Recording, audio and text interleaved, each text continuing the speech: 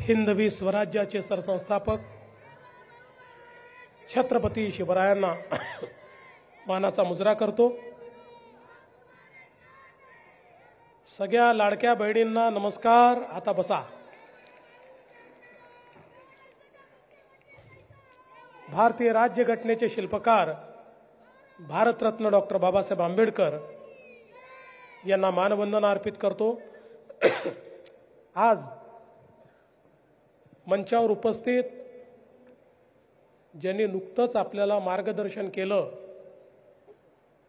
ते उत्तर मुंबईचे लोकप्रिय खासदार आणि मोदी सरकारचे वाणिज्य मंत्री आदरणीय पीयूष गोयल जी,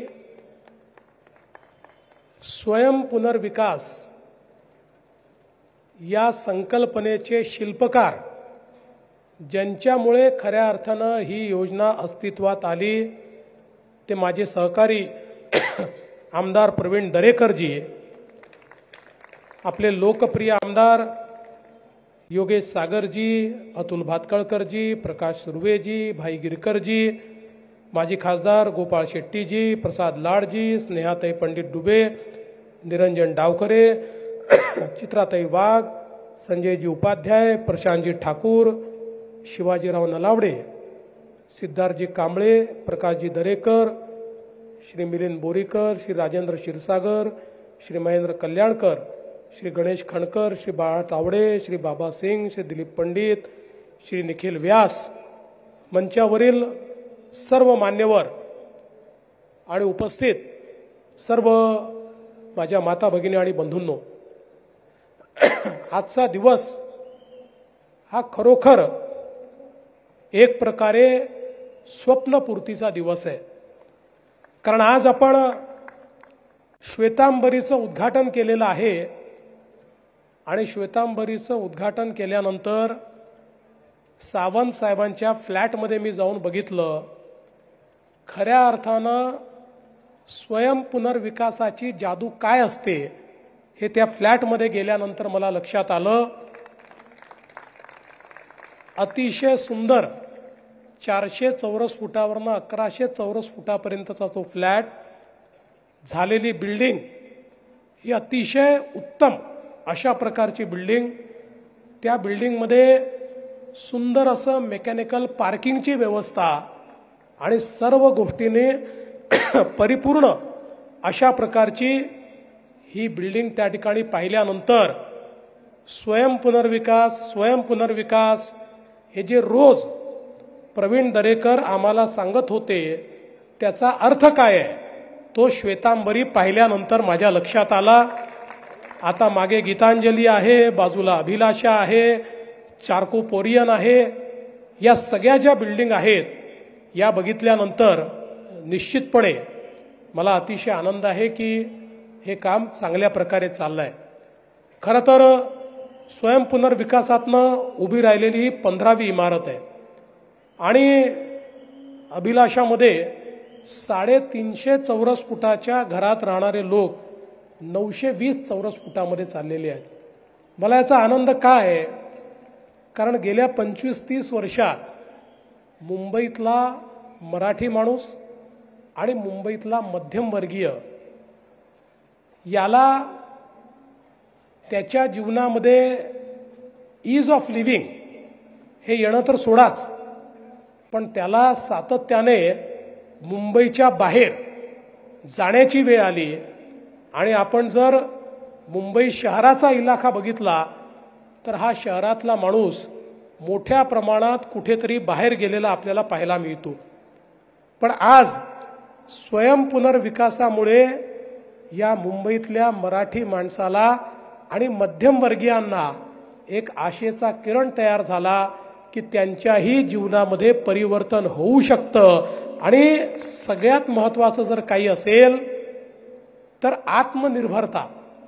या ठिकाणी जो कॉन्फिडन्स आहे आमच्याकरता आम्ही करतोय, बिल्डरचे पायऱ्या झिजवणार नाही, आम्ही स्वतः आमचं प्लॅनिंग करू, आम्ही स्वतः त्याचं बांधकाम करू आणि आमच्या स्वतःच्या भरोशावर आम्ही आमच्या जीवनाची उन्नती करू। हे जे काही आज आपल्याला पाहायला मिळतंय एक प्रकारे स्वयंपुनर्विकासाला आत्मनिर्भर हाऊसिंग जर आपण म्हटलं तर ते खोटं होणार नाही. मला हे सांगितलं पाहिजे की हा प्रवास 2018 साली सुरू झाला. पहिल्यांदा प्रवीण भाऊ माझ्याकडे आले आणि प्रवीण भाऊंनी सांगितलं की साहेब, आपण जर मुंबईत बघितलं तर बिल्डर लोक या सहकारी हाऊसिंग सोसायट्यांना फार त्रास देतात. वर्षानुवर्ष कामं घेतात, कामं पूर्ण करत नाहीत, लोकांना त्रास होतो आणि सगळ्यात महत्त्वाचं की त्यांना विधभर देतात. अगदी छोटंसं काहीतरी देतात, म्हणजे 50 स्क्वेअर फूट 100 स्क्वेअर फूट जास्तीचं देतात आणि मोठ्या प्रमाणात त्याच्यामध्ये पैसा कमवतात. आपण जर स्वयंपुनर्विकास सुरू केला तर त्या लोकांना आहे त्यापेक्षा दुप्पट मिळेल किंवा त्याहीपेक्षा जास्त मिळू शकेल अशा प्रकारची क्षमता या स्वयंपुनर्विकासामध्ये आहे. आणि म्हणून पहिल्यांदा 2018 साली आम्ही स्वयंपुनर्विकासचा हा GR काढला आणि वेगवेगळ्या प्रकारे कसं याला पूर्ण करता येईल हा प्रयत्न आपण सुरू केला. दुर्दैवाने आपल्याला माहिती आहे 2019 नंतर काही काळ राज्यामध्ये आपलं सरकार नव्हतं. त्या काळामध्ये एक ब्रेक या स्वयंपुनर्विकासाला लागला होता. पण जरी सरकारने ब्रेक लावला होता तरी आम्ही थांबलो नव्हतो. आम्ही त्या ठिकाणी प्रवीण दरेकरांच्या नेतृत्वामध्ये आपली मुंबई जिल्हा मध्यवर्ती बँक असेल, राज्य बँक असेल, यांच्या माध्यमातून जेवढ्या योजना करता येतील त्यातल्या ज्या अडचणी आहेत त्या अडचणी कशा दूर करता येतील याचा प्रयत्न आम्ही सुरूच ठेवला. आणि आपल्या सगळ्यांच्या आशीर्वादानं पुन्हा ज्यावेळी सरकार आलं त्या सरकारमध्ये आपण पहिली परिषद घेतली सहकारी गृहनिर्माण संस्थांची. मला असं वाटतं की मुंबईच्या इतिहासातली सगळ्यात मोठी परिषद ही आपण त्या ठिकाणी घेतली आणि या परिषदेमध्ये एकूण 18 मागण्या माझ्यासमोर ठेवण्यात आल्या होत्या. त्यातल्या 16 मागण्या मान्य करून आपण त्याचा GR काढला आणि त्यातनं स्वयंपुनर्विकासाला एक मोठी चालना या ठिकाणी मिळालेली आपण बघितली. आज आपण पाहतोय की जवळपास 1500 सोसायट्यांचे प्रस्ताव या ठिकाणी आले आहेत. आता मला मुंबई गृहनिर्माणला आणि म्हाडाला सांगायचं आहे, तुम्ही मागच्या काळात चांगलं काम केलं आहे. आपण मागच्या काळामध्ये सिंगल विंडो सिस्टीम सुरू केली. या सिंगल विंडो सिस्टीममध्ये 45 प्रस्ताव तुमच्याकडे प्राप्त झाले, त्यापैकी 42 प्रस्तावांना तुम्ही मान्यता दिली. पण मी या गतीने समाधानी नाही. याचं कारण तुम्ही हा विचार करा की 1600 प्रस्ताव आमच्याकडे आहेत, तुमच्याकडे 42-45 प्रस्ताव का आले? हे सगळे 1600 प्रस्ताव तुमच्याकडे का आले नाहीत आणि त्याला का अद्यापपर्यंत मान्यता मिळाली नाही? याचा अर्थ असा आहे की आपण ही जी सिंगल विंडो सुरू केलेली आहे याच्यामध्ये अद्यापही लोकांना अडचणी आहेत. बघा, स्वयंपुनर्विकास म्हटल्यानंतर अनेक दलालांची दुकानं बंद होत आहेत आणि ज्यांची दुकानं बंद होत आहेत ते खोडा घालण्याचा प्रयत्न करतात. पण मागच्या काळात जसं या बिल्डिंगच्या संदर्भात ज्या लोकांनी पैसे मागितले त्या क्षणी त्यांना आम्ही त्या ठिकाणी सस्पेंड केलं. मी आजच सांगतो, स्वयंपुनर्विकासामध्ये कोणीही खोडा घालण्याचा प्रयत्न केला तर त्याला त्याची नोकरी वाचवता येणार नाही. हे लक्षात ठेवलं पाहिजे आणि या हिशोबाने काम केलं पाहिजे. आणि म्हणून सिंगल विंडो सिस्टीम जी आपण तयार केलेली आहे ती अधिक प्रभावी कशी करता येईल. अनेक वेळा सिंगल विंडोचा अर्थ काय असतो? त्या विंडोतनं म्हणजे त्या खिडकीतनं आत गेलं की आत 100 दरवाजे असतात, त्या प्रत्येक दरवाजावर ठोठवावं लागतं. अशी सिंगल विंडो नको. सिंगल विंडोचा अर्थ एकदा त्या खिडकीतनं आम्ही आत गेलो की आमचं कामच झालं पाहिजे अशा प्रकारची सिंगल विंडो.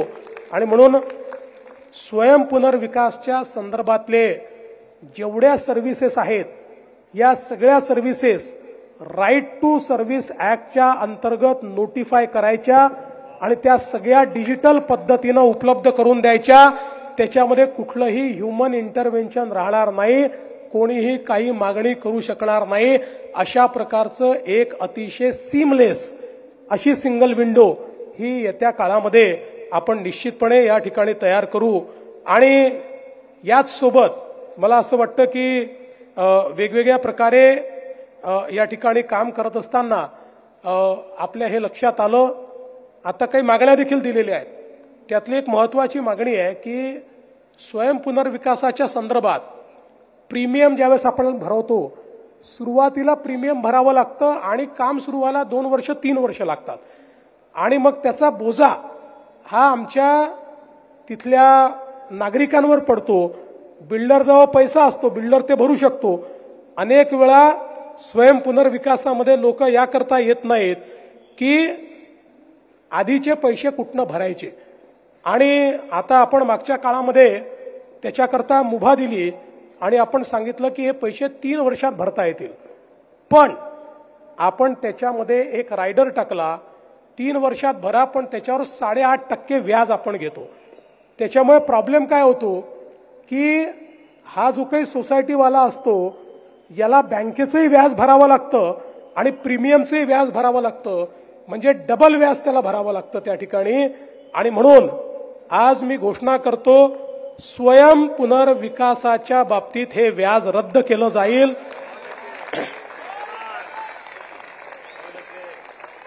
त्याला व्याज लागणार नाही. 3 वर्षाच्या पुढे व्याज लागेल. 3 वर्षापर्यंत. आणि तसं जर आपण ठेवलं नाही तर तुम्ही बिल्डर सारखं वर्षानुवर्ष चाललंय असं नाही. स्वयंपुनर्विकासाची इमारत आपण ठरवल्यानंतर 5 वर्षात उभी राहिली पाहिजे, लोकांना तिथे जाता आलं पाहिजे.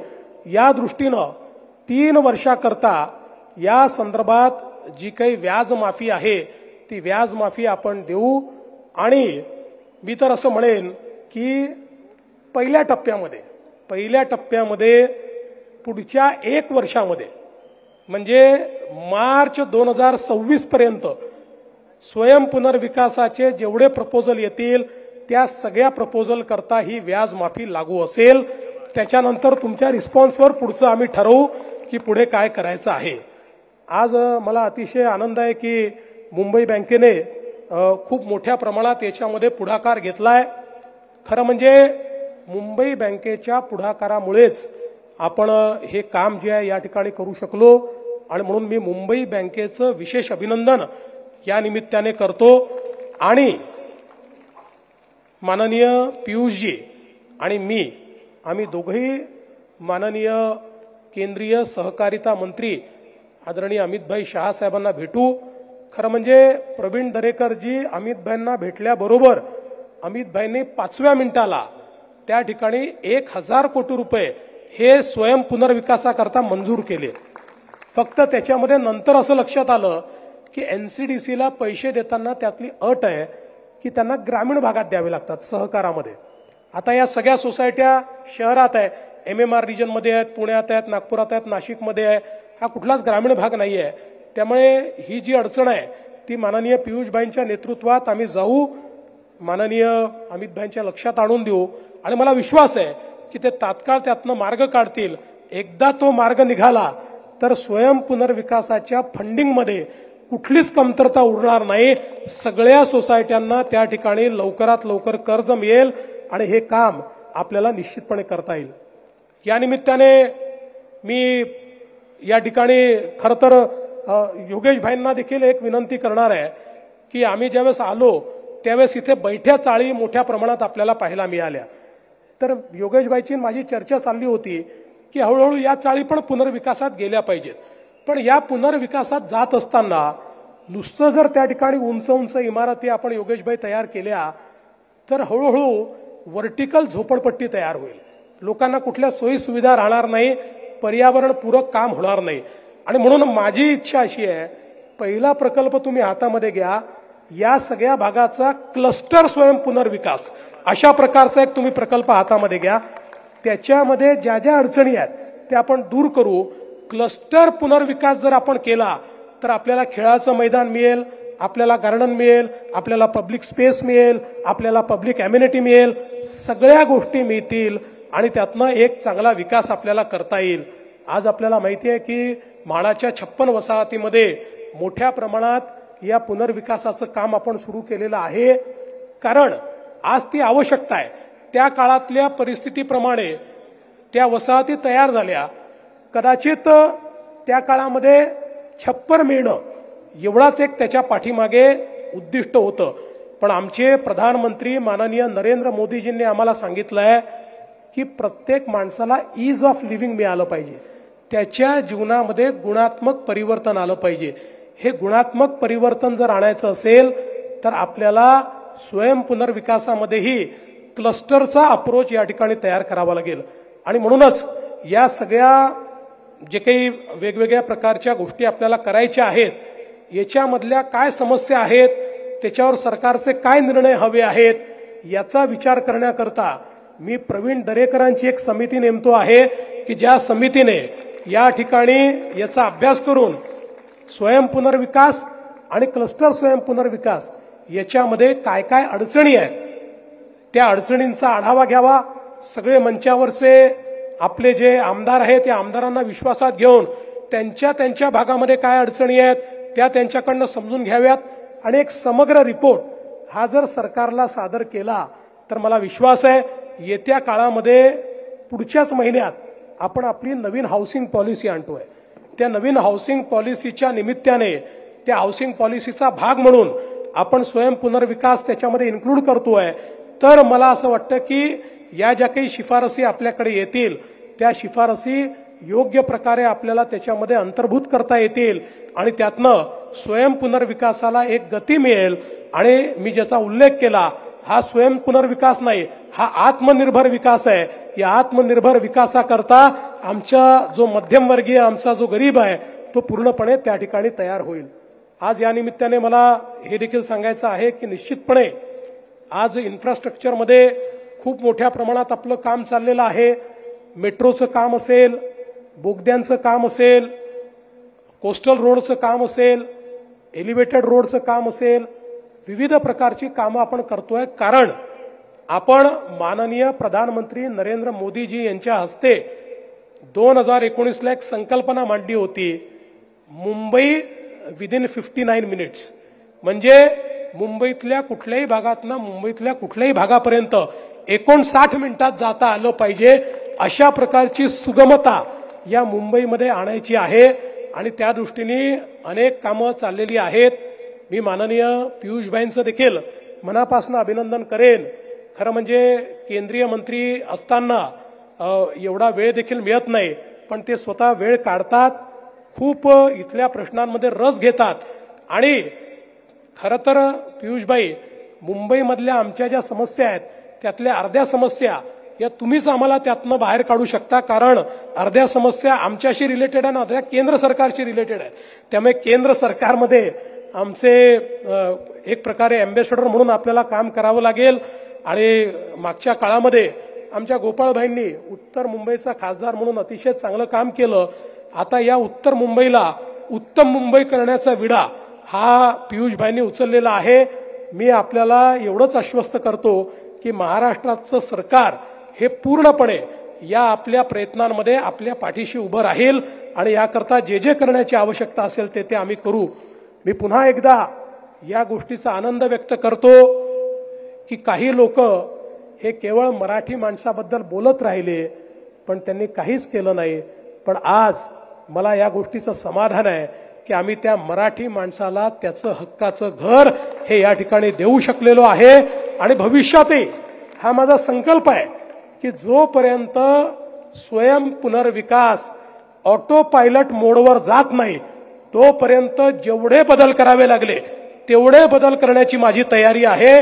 त्या संदर्भात सगळे बदल आपण करूया आणि स्वाभिमानानं स्वयं पुनर्विकासातून या ठिकाणी आत्मनिर्भर अशा प्रकारचा आमचा मुंबईकर हा उभा करण्याचा संकल्प आज मी घेतो. आणि या चांगल्या कार्यक्रमामध्ये प्रवीण भाऊ तुम्ही मला निमंत्रित केलं. आतापर्यंत स्वयं पुनर्विकासाच्या इमारती फोटोमध्येच पाहत होतो, आज प्रत्यक्ष पाहून सीइंग इज बिलिव्हिंग, पाहिल्याने तुमचा विश्वास बसतो. तसा माझा विश्वास आज पूर्णपणे बसलेला आहे. म्हणजे आधी होताच पण आज पूर्णपणे बसलेला आहे की मुंबईचं चित्र स्वयं पुनर्विकासच बदलवू शकतो. आणि म्हणून त्याकरता माझी कटिबद्धता आणि प्रतिबद्धता या ठिकाणी जाहीर करतो आणि माझं बोलणं संपवतो. धन्यवाद. जय हिंद, जय महाराष्ट्र.